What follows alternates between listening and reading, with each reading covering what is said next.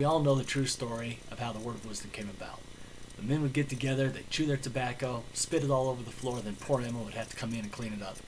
She says to Joseph one day, I don't think this is really befitting of men who are supposed to be leading the church of Jesus Christ. Joseph prayed about it, received the word of wisdom. That's how the story goes, and it's true. Well, there's a little bit more to the after story.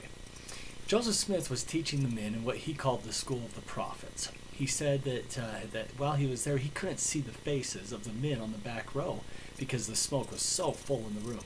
Now, this room was little. It's about 14 feet by 10 feet is all. So the furthest men from Joseph's face were only 8, 9, maybe maximum 10 feet away, and he couldn't even see him because of all the smoke. So he thinks to himself, well, maybe Emma could be right here. So he excuses himself from the meeting, goes into an adjoining room, and prays about it. In response to the prayer, we receive the Doctrine and Covenants section, now known as the Word of Wisdom.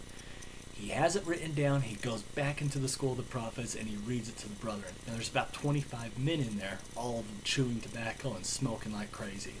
And he reads the Word of Wisdom, Revelation, to the men. And immediately, all 25 of them stand up, they break their pipes in half, and they throw them in the fireplace, signifying, in essence, that they were ready to be completely and absolutely obedient to the word of the Lord.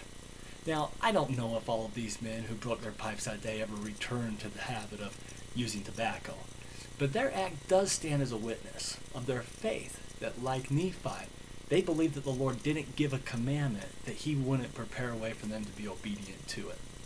Now, the Lord doesn't expect us to be perfect, but their act does demonstrate their testimony in the power of the atonement, which gave to them and can give to us power to be better today than we were yesterday. And I think that's all that really matters.